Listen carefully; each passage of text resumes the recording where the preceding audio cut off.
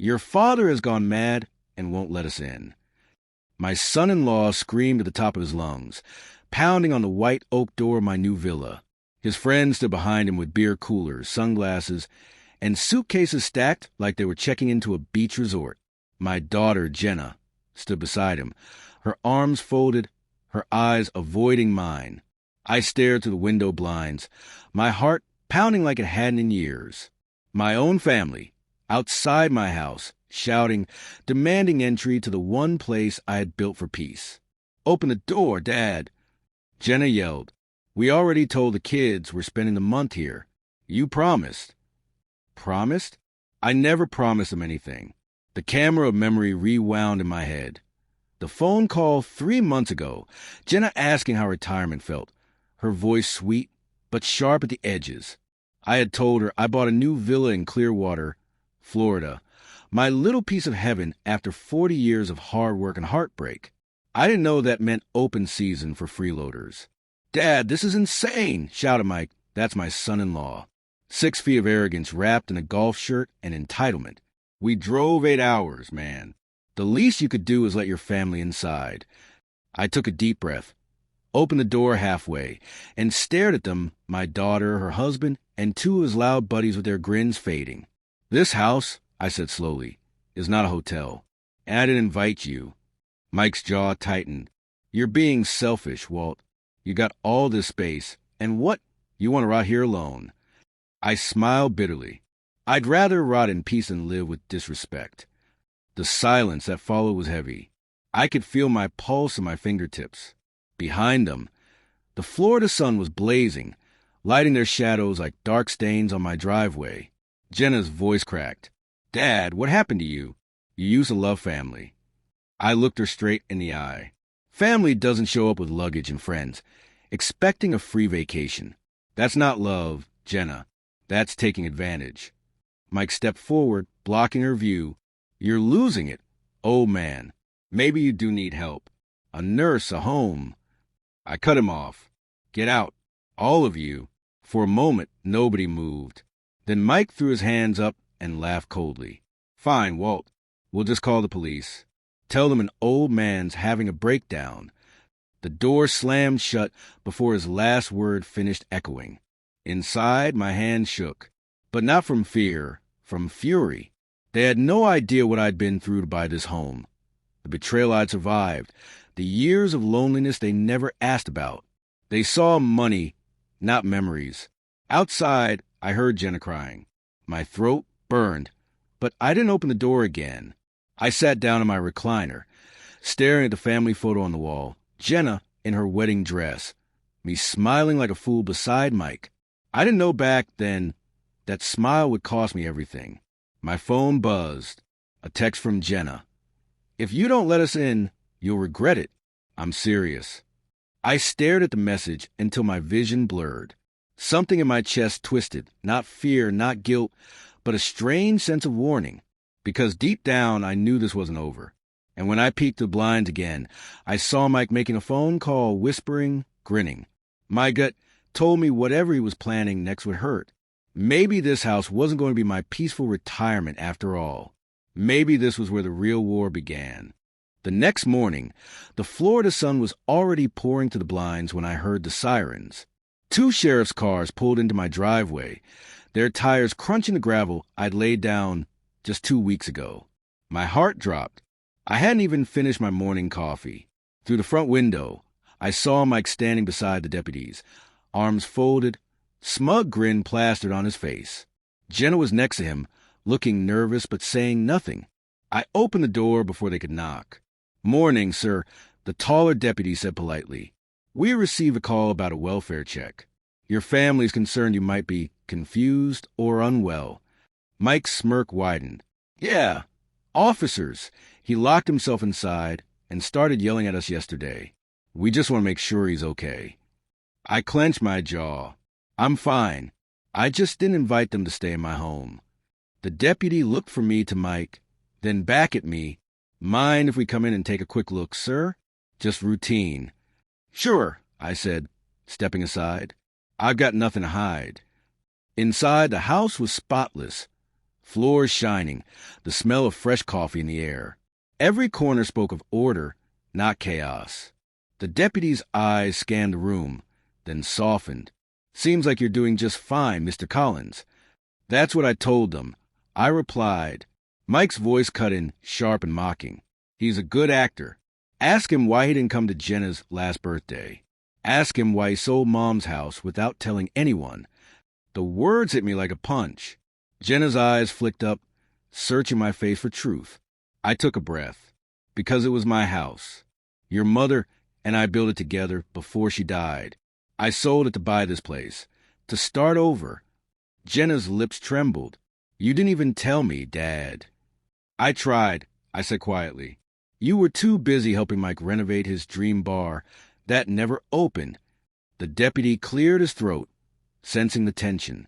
"Mr. Collins seems capable and in good health," he said firmly. No sign of confusion or danger. Mike's grin faded. "You're kidding me. You're just going to leave him like this?" The deputy met his eyes. "He's not under your care, sir. He's an independent adult. You don't get to control his property."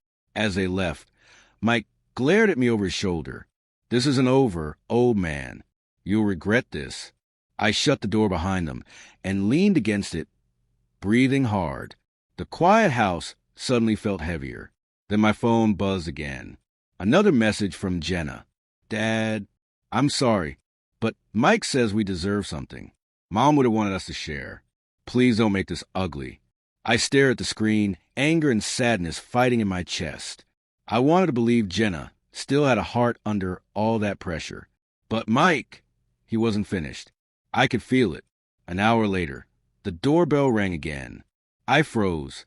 No sirens this time, no shouting, just a calm, steady ring. When I opened the door, a woman stood there, sharp suit, clipboard in hand. "Mr. Collins?" she asked, smiling faintly. "I'm Claire Emerson from Clearwater County Adult Services. We received a report that you may no longer be capable of handling your finances." My stomach turned to ice. Mike had filed a guardianship petition. He was trying to take everything. Claire looked up from her notes. "I just need to ask a few questions about your mental health and your financial stability." I forced a smile. "Sure, come in." But inside, my mind was already racing. Mike wasn't just greedy, he was dangerous. And if I didn't fight smart, I could lose everything I worked my whole life for. That night, as I sat at my desk staring at the stacks of old papers, deeds, bank statements, even my wife's last letter, I realized I needed help. Not from family, but from someone who still believed in me. And as lightning flashed outside the window, I picked up the phone and dialed a number I hadn't called in 20 years. "Hello," a woman's voice answered. I swallowed hard. "Laura, it's Walt. I need your help. It's about my daughter, and the man tried to destroy me." The silence that followed was thick enough to cut with a knife. "Laura, it's Walt," I repeated, my voice barely above a whisper. There was a pause, then a soft, cautious laugh on the other end. "Well, I'll be damned," she said. "I thought you forgot about me years ago." Her voice hit me like a wave of memories. Summers by the lake, long drives with the radio humming, the kind of peace I hadn't felt since before my wife, Ellen, got sick. "I need your help," I said. "It's about my daughter and my son-in-law. They're trying to take my house." "Your house?" she asked sharply. "Walt, what's going on?" So I told her everything. The shouting, the sheriff, the woman from adult services. By the time I finished, there was silence again. Then Laura said, "I told you years ago they'd bleed you dry if you let them, but you never listened, Walt." I smiled weakly. "You were right. I just didn't want to believe my own child could turn against me." Laura sighed. "You said they're filing a petition to control your finances? You need a lawyer, not me." "I know," I said, "but you're the only one I trust." Another pause. Then she said softly, "I'm still in Clearwater. Why don't I come over? We'll figure something out." For a moment, I hesitated. Letting Laura back into my life meant reopening doors I'd locked decades ago. But the thought of Mike walking through my front door with court order, that made my choice clear. "All right," I said, "come tomorrow morning." When I hung up, I leaned back in the chair, staring at the ceiling fan turning slowly above me. My heart felt heavier than it had in years, not just from fear, but from something else I hadn't let myself feel since Ellen died. Hope. The next morning, Laura arrived in a red pickup truck that looked as tired as I felt. She stepped out wearing jeans and a denim jacket, her gray hair tied back neatly. Time had changed her, but her eyes, sharp, steady, and kind, hadn't lost their light. "Still stubborn as ever, huh?" she said with a half smile when I opened the door. "Guess so," I said. We sat at the kitchen table. She listened quietly as I showed her the paperwork the county investigator left. Her expression darkened with every page. "They're trying to prove you're incompetent," she muttered. "Mike's playing dirty. If this goes to court and they convince a judge you're unfit, they could freeze your bank accounts. Take control of everything." "Everything," I repeated softly. Laura looked at me, then at the framed photo of Ellen on the shelf. "You said this villa was paid in cash, right? Where'd the money come from, Walt?" I froze. It was a question I'd been hoping she wouldn't ask. After a long silence, I said, "Ellen's life insurance." But there was more. A piece of land I sold in Montana. The one my father left me. I never told Jenna about it. She'd have wanted the money. Laura's eyes narrowed. "So your daughter thinks you just have a pension and some savings. She doesn't know you're sitting on a small fortune." I nodded. Laura leaned forward. "Then that's the real motive. Mike must have found something. Maybe a letter, a record, something that told him about the sale." My stomach sank. He did go through my old desk once when they visited last year. Laura's face hardened. Then he's already planning his next move. He's not just after the house. He's after everything Ellen left behind. For a long moment, neither of us spoke. The ticking of the kitchen clock was the only sound. Then Laura reached across the table, her hand warm against mine. "You're not alone this time, Walt. We'll fight back." Before I could answer, there was a sudden thud outside, like a car door slamming hard. Laura went to the window and peeked through the blinds. Her face went pale. "What is it?" I asked. She turned slowly. "It's Mike, and he's not alone." I stood and walked to the window. Two men in suits were with him, one holding a briefcase, the other filming on his phone. Mike shouted from the driveway, "You can't hide forever, Walt. We've got proof you're not fit to manage your money. The truth's coming out today." My blood ran cold. Laura's eyes met mine. "He's making this public," she whispered. "He's trying to humiliate you. Maybe get the video online. Make you look crazy." I clenched my fists. "Not today." I walked to the door, ready to face the storm. But before I could open it, Laura grabbed my arm. "Wait," she said. "You're playing right into his trap. Let me handle this." I stared at her, unsure. "You?" She smiled, sharp and confident. "Remember when I used to be a reporter? I still know how to deal with snakes like him." She opened the door and stepped out into the blazing sunlight. Mike's grin faltered the second he saw her. "Laura, what the hell are you doing here?" She smiled coolly. "Just making sure you don't break any laws today, Mike. You might want to put that camera away, unless you enjoy lawsuits." The men with him hesitated. Mike's jaw twitched. He looked between us, frustration rising. "This isn't over," he shouted again, backing toward his car. "You'll both regret this." They drove off, tires screeching. Laura turned to me, her eyes steady. "He's getting desperate, and that means he's about to make a mistake." But as we stepped back inside, I couldn't shake the feeling that Mike wasn't done. Not by a long shot. Because when I checked my phone, I saw a new message waiting in my inbox. No number, no name, just a video attachment. And the subject line read, "Proof your father's losing his mind." I stared at the email for what felt like hours, the title burning into my mind. "Proof your father's losing his mind." My fingers trembled as I clicked play. The video opened with my own face, recorded to the front window of my villa. The angle was shaky, clearly filmed from a phone, probably by one of Mike's friends yesterday. The footage showed me pacing in the living room, talking to myself. Only I wasn't talking to myself. I was rehearsing what to say to the sheriff when they showed up, trying to keep calm. But Mike's voice in the background twisted everything. See, he said on the video, laughing. The old man's arguing with ghosts. The video then cut to me standing on the porch the day before when I told them to leave. Mike had edited it so my words were out of order, chopped into fragments that made me sound angry and unstable. Get out. You're taking everything. This house is mine. You can't take her from me. He'd even inserted an old recording of my wife's voice from a home video, overlapping it just enough to make it seem like I was yelling at someone who wasn't there. By the time it ended, my heart was pounding so hard it hurt. Laura stood beside me, jaw tight, eyes cold. He's good, she said softly. Too good. He's setting you up for a mental breakdown claim. If that video goes viral or worse, gets shown in court, they'll think you've lost it. I sank into the couch, the air thick in my lungs. How did he even get that recording of Ellen? Laura frowned. You ever give Jenny your old camcorder? I thought back. 2 years ago, she asked to borrow it to digitize some tapes of grandkids. I never got it back. My chest tightened. He used Ellen's voice. He used her voice against me. Laura placed a hand on my shoulder. Then we hit back the same way, with truth. But the truth, I realized, wasn't so simple. There were things even Laura didn't know about the land I sold, the fight that tore my family apart, and the letter Ellen left me before she passed. If that came out, it could ruin Jenna's trust forever. Yet, keeping it hidden might destroy me. Later that evening, as Laura brewed coffee, my phone buzzed again.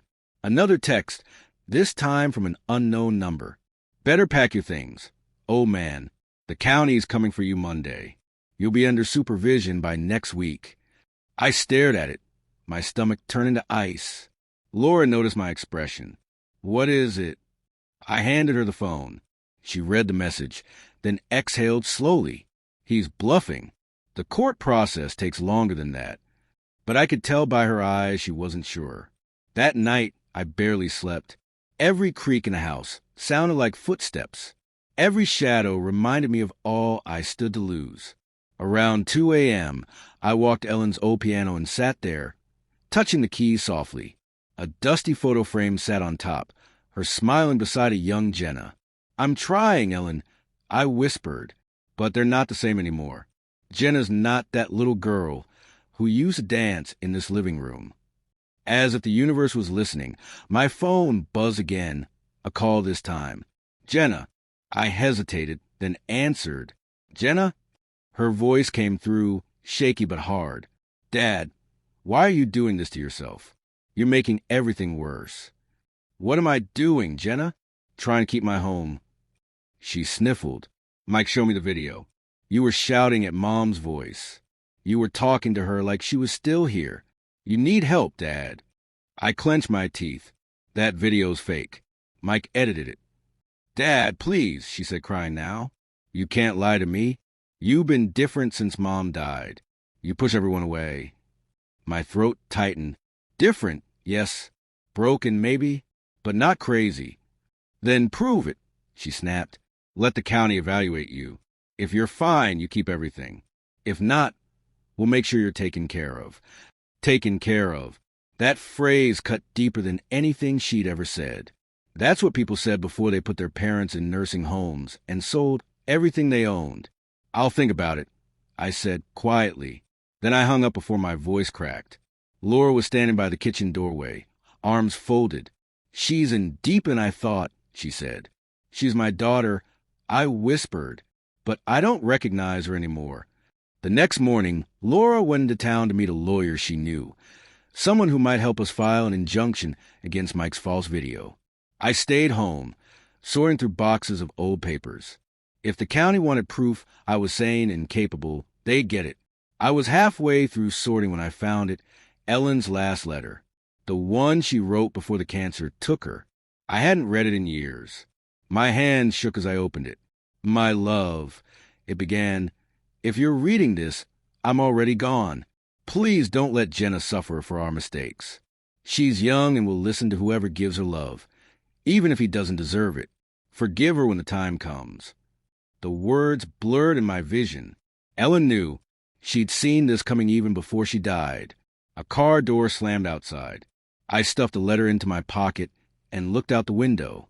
Another sheriff's cruiser. My heart dropped. When I opened the door, the same deputy from before stood there, hat in hand. "Morning, Mr. Collins.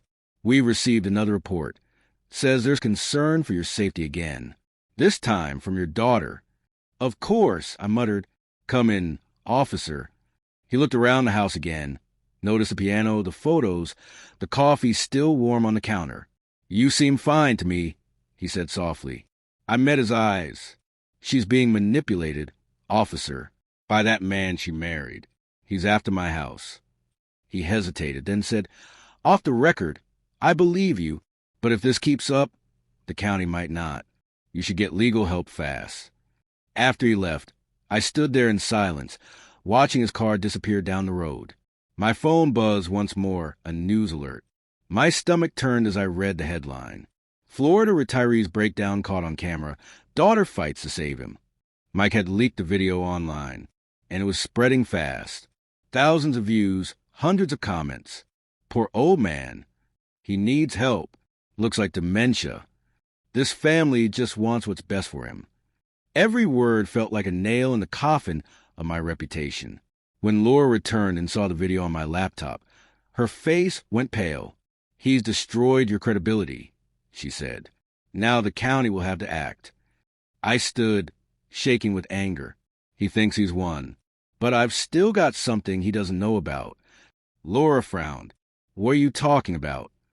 I pulled the letter from my pocket and handed it to her. As she read it, her expression changed from confusion to shock. "Ellen warned you," she whispered. "She knew Jenna would be used against you." I nodded. "And she also left me something else. A trust fund in her name. The one Mike can't touch because he doesn't even know it exists." Laura's eyes widened. "Walt, if that fund still exists, it could change everything." "It does," I said quietly.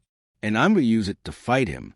But before we could plan anything, my phone rang again, a number I didn't recognize.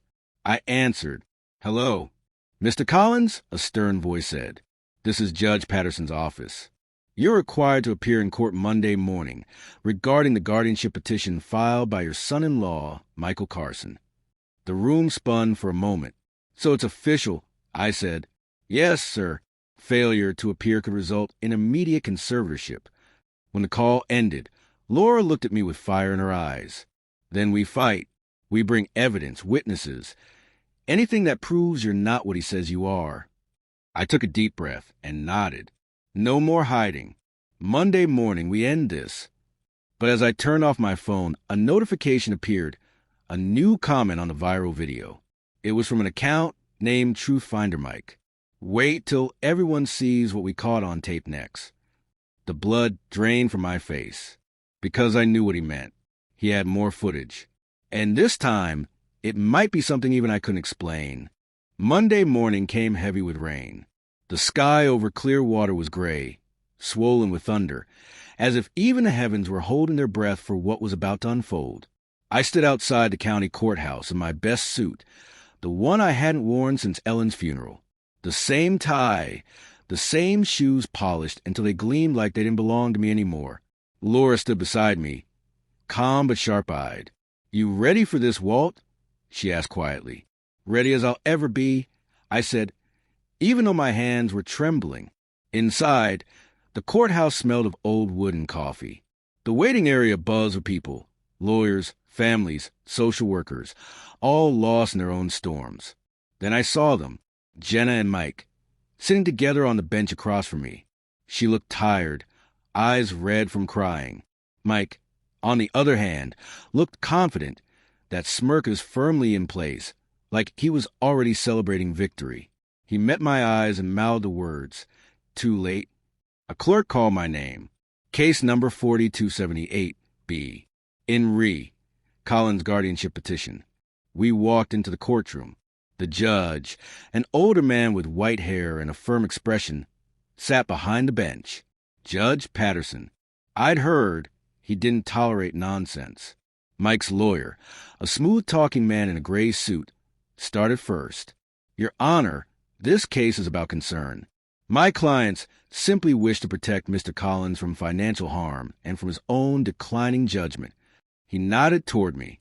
We have video evidence that suggests Mr. Collins is experiencing cognitive instability, speaking to himself, expressing paranoia, even referencing his deceased wife as if she were alive.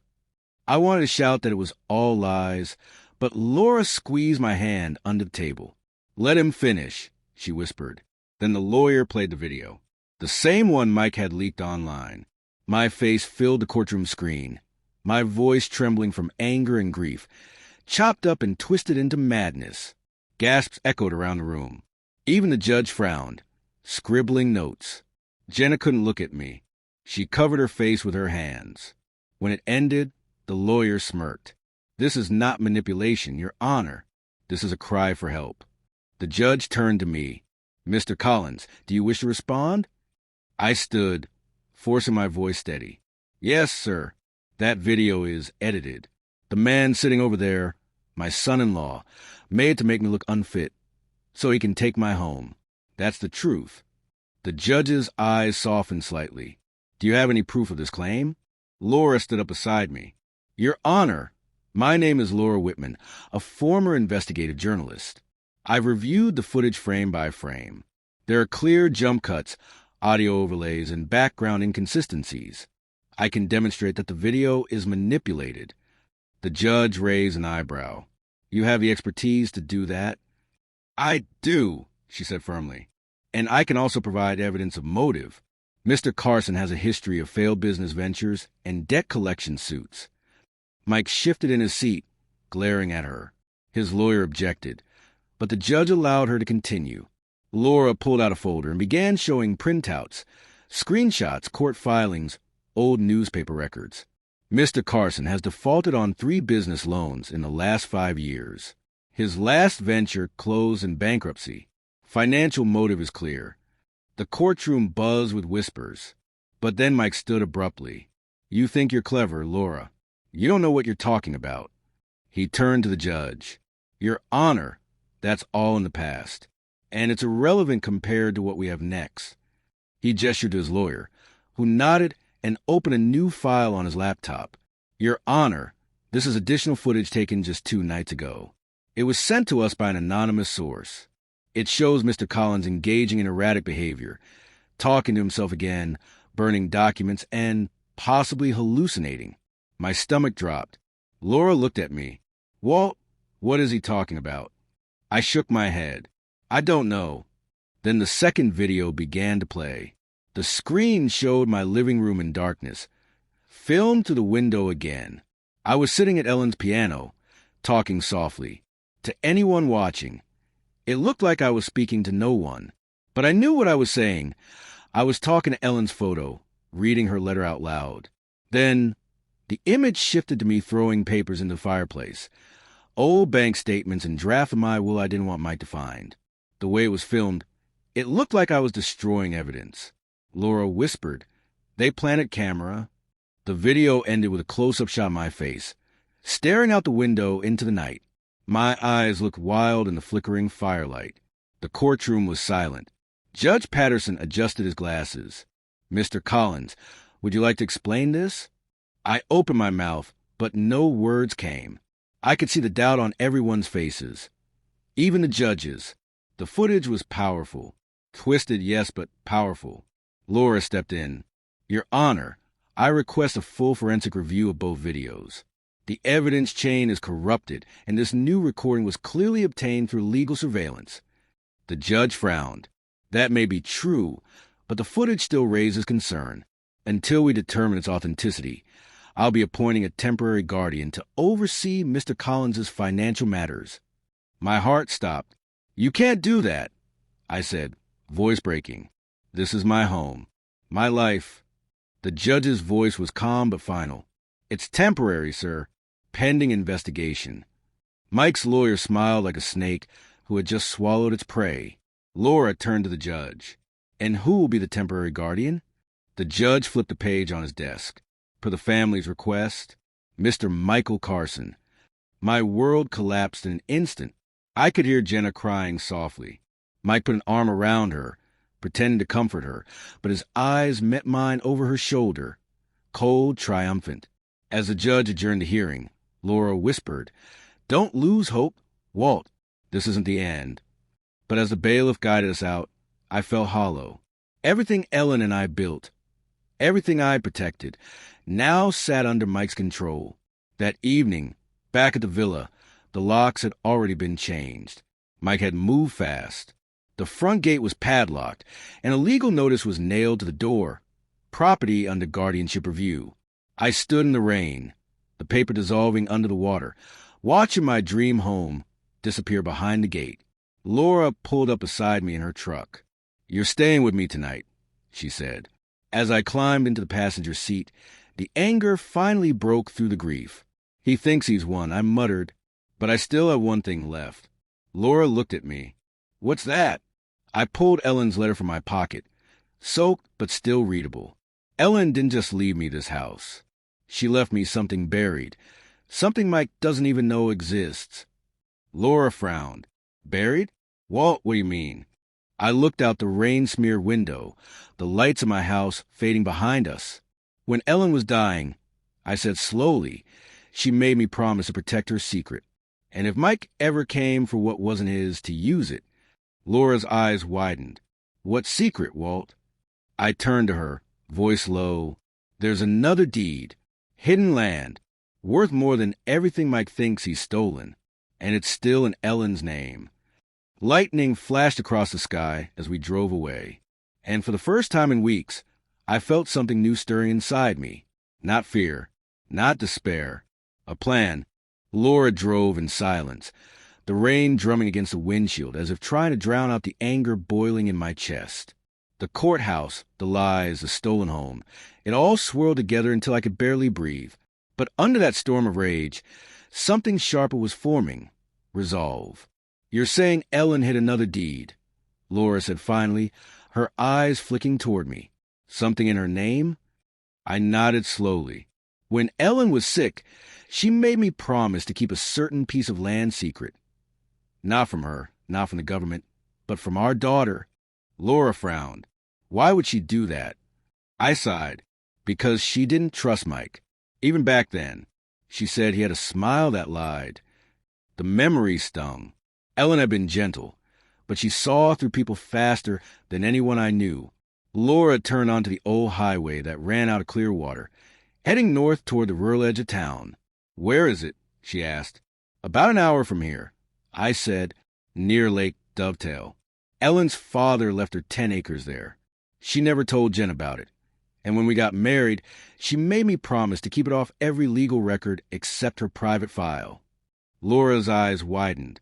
"That's the kind of thing that could still be in her estate. Something Mike can't touch because it was never transferred to you." "Exactly," I said, "and it's worth a lot more now than when she inherited it."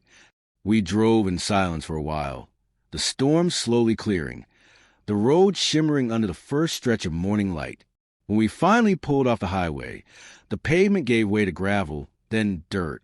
Trees rose on both sides, tall and silent. The land looked untouched, just as I remembered, overgrown, wild but peaceful. At the center stood a small cabin Ellen and I had built 40 years ago, before Jenna was born.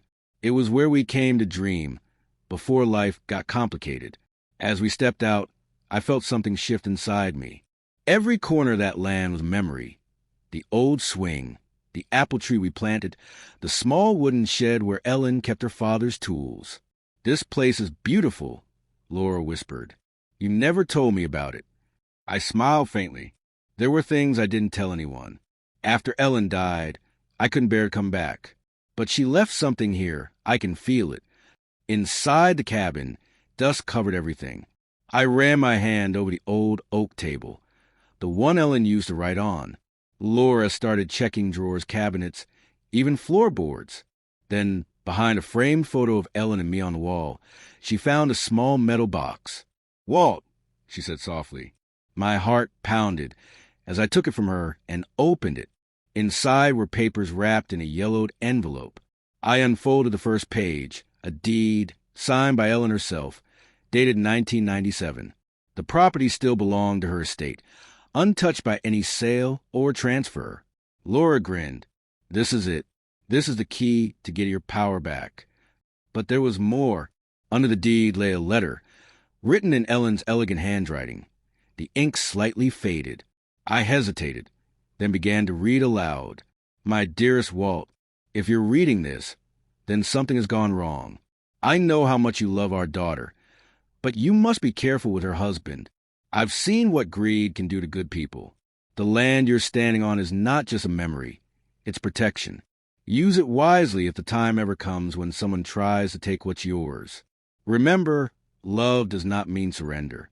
By the time I finished, my throat was tight. Laura's voice was quiet. She knew, Walt. She knew exactly what would happen.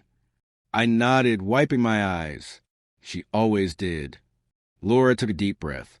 This land can't be touched without your consent, and it proves you're capable of managing complex assets. That's proof of competence, Walt. If we show this to the court, the guardianship can be overturned. I looked out the window, at the trees swaying in the morning breeze. Mike will never see it coming. But as we left the cabin, I noticed something that made my heart skip. Fresh tire tracks leading away from the property. Deep ones, still wet from the rain. Laura saw them too. Someone's been here recently, she said. We followed the tracks down the dirt path until they disappeared near the main road. My gut tightened. Only a few people knew about this place, and none of them should have been here. Do you think Mike could have found it? Laura asked. I don't know, I said, but if he did, we have to move fast. We drove straight to the office of the lawyer Laura knew, a small, tidy building near downtown Clearwater. His name was Richard Hale, an older man with silver hair and a voice that carried authority. He listened carefully as we explained everything, the videos, the court ruling, the hidden deed. When I placed the papers on his desk, his eyes widened. This is solid. If we can show the court you've been managing hidden assets responsibly all these years, it destroys the claim of incompetence. But we need to act before Mike transfers any of your other accounts. Laura leaned forward. Can we file an emergency motion? Yes, Hale said. But we'll need proof that the recent videos were tampered with. I can request a forensic analysis from a digital expert I trust. I nodded. Do it. As we stood to leave, my phone buzzed. Another text, no name, no number. Nice drive today, Walt. Hope you didn't forget your camera. I froze. Laura looked at me. What's wrong? I showed her the message. Her face went pale. He knows we went to the cabin. He's watching you. I scanned the street outside to the office window, but there was nothing, no car, no person, just a quiet hum of traffic. Laura placed a hand on my arm. He must have had someone following us. I clenched my fists. Then he knows about the land, and he'll come for it. That night, we didn't go back to Clearwater. We stayed at a small roadside and off the highway. I couldn't sleep, so I sat by the window, staring into the dark. Ellen's words replayed in my head. Love does not mean surrender. She was right. I'd been too soft for too long. I let Mike walk all over me, let Jenna believe his lies. But not anymore. Laura stirred awake and looked at me. You're not thinking about doing something reckless, are you? I smiled faintly. Not reckless, just overdue. She sat up. What are you planning? I looked at the folded deed on the table. If Mike wants a war, he'll get one. Tomorrow, we go back to the judge with proof with the land and with his real motives. And if that doesn't work, I'll expose him myself. How? I turned toward her, my voice low and steady, the same way he came after me, with a video. Laura blinked. You're going to record him? Yes, I said, because people like Mike can't help showing off when they think they've won. All I need to do is make him talk. Outside, a single car passed on the empty road, its headlights flashing across the window like a warning. Laura's voice was quiet. You think he'll take the bait? I looked down at Ellen's letter, folded neatly beside the deed. Oh, he will, I said, because greed always talks too much. The morning sun crept through the blinds of the roadside inn, casting long lines across the worn carpet. I hadn't slept a minute. My mind was a storm. Plans, memories, Ellen's words, Laura's quiet breathing beside me. Every beat of my heart reminded me of one thing. Mike had taken everything from me, but today I was taking it back. Laura stirred and sat up, brushing her hair away from her face. "You've been up all night," she said softly. I nodded. Couldn't rest. "I've got something to do today." She studied me for a moment, then sighed.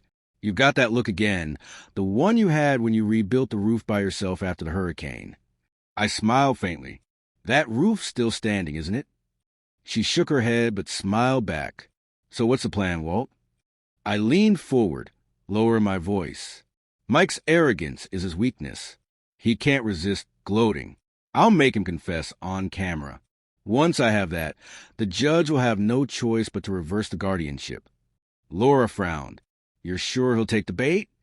"He'll come running. He thinks I'm beaten. I'll give him a reason to think he's finally won." By mid-morning, we drove back toward Clearwater. I stopped by the villa first, the one Mike had stripped bare and turned into his playground. I still had the spare keys, though the locks had been changed. Laura stood by the gate while I examined the new security camera perched above the front door. "He's watching this place," she said. "Good," I replied. "Let him." We went around the back, through the side entrance near the patio. The lock was easy. I'd installed it myself years ago. Inside, the villa looked like a stranger's house. My wife's photographs were gone, replaced by sleek furniture and loud art. It felt empty, soulless. I walked to the living room, my boots echoing on the hardwood floor. Then I placed a small camera on the bookshelf, angled perfectly toward the door. Another one in the corner, near the kitchen. Laura watched quietly as I worked. "You sure this is legal?" she asked. I grinned. "Perfectly. It's my house, remember? The court hasn't made any permanent ruling yet. I have every right to document what happens here." She nodded, understanding. "And how do we get him here?" I pulled out my phone and typed a message to Mike. "Mike, I've been thinking. You're right. Maybe I can't handle things anymore. Let's talk. I want to make things right. Come to the villa at 2. I hit send. Laura read over my shoulder. "You really think he'll believe that?" "Oh, he'll believe it," I said, "because greed always believes it's finally won." We left and drove to a diner down the road to wait. I ordered black coffee. Laura barely touched her tea. 2 hours crawled by. Then, right on time, I got the alert from my phone. Motion detected in the villa. "He's there," I said quietly.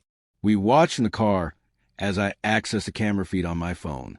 There he was, Mike, pacing the living room, wearing that smug grin I'd grown to hate.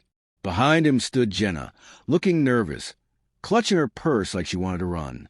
Mike's voice came through the phone speaker. "I told you he'd come around, babe." Old man finally realized he's too tired to fight. Jenna's voice trembled. "Mike, maybe we should just stop this. It's gone too far." He laughed. "Too far? Jenna, we're about to own 2 properties and a bank account full of cash. That's not too far. That's smart." Laura's eyes widened. "He's confessing." "Not yet," I whispered. "Wait for it." Mike sat on the couch, stretching his arms behind his head. That fake guardianship report was genius. The lawyer said as long as we keep up the confusion angle, the court won't even look twice. And once I get that old fool's pension redirected. "Got it," I said quietly, stopping the recording. "That's enough." Laura exhaled slowly. "Walt, you've done it." "Not yet," I said, my jaw tightening. "We need one more piece. Something that shows intent to destroy evidence or tamper with the property. That's what'll bury him." Before I could say another word, my phone buzzed again, a new text, this time from an unknown number. "You think you're clever, Walt? Enjoy your little game while it lasts." I froze. Laura's voice was sharp. "He knows." I looked at the feed again. Mike was staring straight into one of the cameras. He smiled, waved, then smashed it with his fist. The screen went black. "Damn it!" I hissed, slamming the table. Laura grabbed her bag. "We need to get that footage off the cloud now, before he deletes it."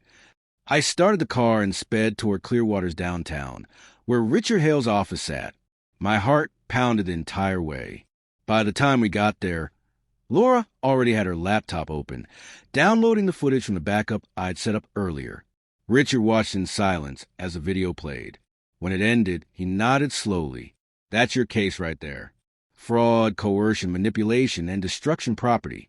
He looked up at me. You ready to end this? I nodded. More than ready. He leaned back. We'll file the emergency petition today. But I need you to be at the hearing tomorrow morning. They'll want your testimony. I'll be there, I said. Laura placed her hand on my arm. We did it, Walt. Ellen would be proud. For a moment, I felt something I hadn't felt in weeks. Hope. But that night, everything changed. We were back at the inn, going over documents, when the door suddenly rattled. Someone was trying to force it open. Laura gasped. I grabbed the nearest thing I could find, a heavy lamp, and stood by the door. Who's there? I barked. Silence. Then a voice I'd never forget. You should have stayed quiet, old man. It was Mike. I tightened my grip on the lamp. Get away from this door before I call the cops. He laughed, cold, sharp, arrogant. You think they'll believe you over me now? You're the crazy father-in-law, remember?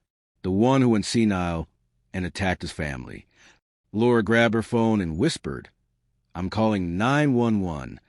Mike must have heard, because his tone changed. You do that, and I'll make sure Jenna never forgives you.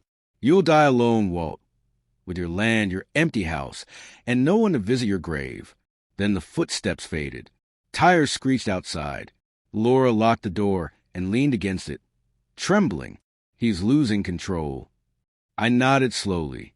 Good, because that means he's afraid. The next morning, the courthouse buzzed with quiet tension. Reporters stood outside. Word had spread about the guardianship battle. When I walked in with Laura and Richard, the whispers followed us down the hall. Mike and Jenna were already there. He looked furious, but Jenna wouldn't meet my eyes. The judge entered, called for order, and Richard stood. Your Honor, we have new evidence proving Mr. Collins is of sound mind and that the guardianship was obtained through fraudulent means. He played the video. Every word Mike said echoed through the courtroom. By the time it ended, the room was dead silent. Mike's face had drained of color. The judge leaned forward. Mr. Raymond, do you deny this recording? Mike stammered. That's been edited. He's framing me. Richard smiled faintly. Your Honor, the metadata confirms authenticity. Timestamped, GPS verified. The judge looked at Mike coldly. Then I have no choice but to dissolve the guardianship effective immediately. Mr. Collins retains full control of his assets and properties. Furthermore, I'm forwarding this evidence to the district attorney's office for review. Laura squeezed my hand. For the first time in weeks, I felt air fill my lungs. I'd won, but as we left the courtroom, I caught a glimpse of Jenna, tears in her eyes, standing frozen in the aisle. Dad, she whispered. I didn't know he'd gone that far. I paused, my voice soft. You knew enough, Jenna, but I still love you. I always will. Then I turned and walked out, leaving her standing there. Outside, the air felt lighter. I looked at Laura. It's over. She smiled. No, Walt, it's just beginning. Because as we reached the car, a black SUV rolled past, windows tinted, slow, deliberate. And I could have sworn I saw Mike in the passenger seat, glaring at me. The courthouse was behind us, but the storm wasn't over. I could feel it. The air was too still, too quiet. Mike wasn't the kind of man who surrendered. He was the kind who waited for the right moment to strike back. Laura drove while I stared out the window, watching the Florida landscape blur by. Palm trees, strip malls, old diners fading into the distance. It should have felt like peace. It didn't. When we reached my villa, the place was dark. The lights, the security cameras, everything shut off. I frowned. That's strange, I murmured. Laura parked and turned off the engine. Maybe the power company cut it while Mike was still controlling your account. Maybe, I said, but something didn't feel right. I stepped out, the gravel crunching under my boots. The air smelled faintly of gasoline. Laura, I whispered, stay by the car. She frowned. Walt, what is it? I didn't answer. I followed the scent around the side of the house, past the trimmed hedges and into the backyard. The faint glimmer of moonlight caught something metallic on the ground. A gas can, half empty. My stomach dropped. I rushed back toward the front just as the villa's front door creaked open. A figure stepped out, shadowed, moving fast. "Mike!" I shouted. He froze. Then he turned, that same smirk twisting across his face. "Well, look who's home." Laura's eyes widened from the car. "Oh, my God!" I took a step forward. "What are you doing here?" "Just tying up loose ends," he said calmly. "You took everything from me. The house, the money, the name. You made me look like a fool in front of the whole town." I clenched my fists. "You did that yourself." He lifted a lighter, the tiny flame flickering in the wind. "Maybe, but now we start over. No proof, no videos, no villa. Just ashes." "Mike, don't," Laura said, stepping out of the car, her voice trembling. "You'll go to prison for this." He laughed. "I already lost everything worth saving." My voice hardened. "You haven't lost Jenna. Don't do this to her." For the first time, he hesitated. The flame wavered. "She chose you," he said bitterly, "even after everything." "She didn't choose anyone," I said quietly. "She just wants her family back. You're the one tear it apart." He stared at the flame, breathing hard. "It was supposed to be easy. You'd go to a home. I'd get the money. We'd live quietly. I didn't want this to happen." "Then stop it," I said. "Put it down, Mike. Walk away." The silence stretched, heavy and sharp. Then, finally, he closed the lighter. The small click echoed louder than any word. But before I could move, red and blue lights flashed across the yard. Sirens wailed. 2 sheriff's cars skidded into the driveway. Officers jumped out, weapons drawn. "Step away from the house," one shouted. "Hands where we can see them." Mike raised his hands, eyes wide. "This isn't what it looks like." "Drop the lighter." He tossed it aside, and the deputies tackled him to the ground. Laura ran to me, her face pale. "How did they know?" "I didn't call them," I said softly. A voice came from behind the cars. "I did." Jenna stood there, tears streaming down her cheeks. "I followed him here. I thought he might try something stupid." I walked over to her, my heart breaking all over again. "Jenna?" She shook her head, crying harder. "I was so wrong, Dad. I let him talk me into everything. The money, the lies. I thought we were just helping you. I didn't know he'd do this." I pulled her into a hug. "You're my daughter. I'll always forgive you." She sobbed into my chest. "I don't deserve that."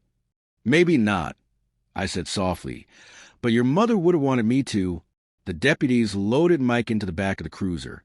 He didn't look back. For the first time, he looked small, defeated, as they drove away. The weight I'd been carrying for months began to lift. The villa stood silent, the dawn beginning to break over the roof. Laura came up beside me, her voice gentle. "It's over, Walt." I looked at her, then at the sky. "No, it's just beginning." She smiled. "You said that yesterday." I chuckled quietly. Then I must have been right both times. The next few weeks moved fast. The court dismissed all charges against me, and the judge awarded me full control of my finances and property. Mike faced charges for fraud, coercion, and attempted arson. Jenna filed for divorce, finally cutting herself free from his grip. And me? I decided it was time to start living again. One morning, I took Laura to Ellen's land near Lake Dovetail. The grass was tall and golden, waving in the breeze. The old cabin still stood, just as we'd left it. "I've been thinking," I said, "about rebuilding here. A smaller cabin. Simple. Quiet." Laura smiled. "You mean a home?" I nodded. "Yeah, a home." We walked down to the lake, where the water shimmered under the sun. I reached into my pocket and pulled out Ellen's letter, now creased and worn. I read it again, the same words that had carried me through the darkest days. "Love does not mean surrender." Laura looked at me. "She'd be proud of you, you know." I smiled faintly. "Maybe, but she'd probably scold me for letting it get this far." We both laughed softly. As we turned to leave, Jenna's car appeared at the top of the hill. She stepped out, holding something in her hands, a small framed photo of her mother. "I wanted this to be here," she said quietly, handing it to me, where she'd want it. I took it and nodded. She liked that. We placed it inside the cabin, on the old oak table Ellen used to write on. Sunlight filtered through the window, touching the frame. Jenna looked around. "It's peaceful here." "It always was," I said. "It's where Mother dreamed." For a long moment, we stood together. No anger, no fear, just a soft sound of wind through the trees. Then Jenna said, "Dad, when I was little, Mom told me something I didn't understand until now. She said the strongest thing a person can do isn't to fight, it's to forgive." I nodded slowly. She was right. Laura smiled at both of us. Seems like she left more than lamb behind. We watched the sun climb higher, golden light washing over the lake. For the first time in years, I felt free. Not because I'd won, but because I'd finally let go. That night, as I sat on the porch of the cabin, the crickets chirping and the stars glimmering above, I thought about everything I'd lost and everything I'd found. Mike was gone. The court battles were over. But Ellen's words still echoed in my heart. Not as a warning now, but as a promise. I picked up my old camera, pointed toward the lake, and hit record. "My name is Walter Collins," I said quietly. "And this is what I've learned. Family can break your heart, but it can also save it. Greed can destroy, but love rebuilds. And no matter how far you fall, you can always stand again if you remember who you are." The camera light blinked red. I smiled, closed it, and leaned back in my chair. For the first time in years, I wasn't waiting for someone to knock on my door. I was home. If you were moved by Walter's journey, his fight, his forgiveness, and his final peace, don't forget to like, share, and subscribe. Because every family has secrets, and sometimes the truth doesn't just hurt, it heals. Did you like my story? And which city are you listening from? Let's meet in the comments. If you liked the story, you can support me by sending a super thanks so I can keep bringing more stories like this. Thank you so much for your sweet support. I'm looking forward to your comments on the story. On the screen, you can see 2 new life stories that I highly recommend. There's so much more on my channel. Don't forget to subscribe. See you in the next life story.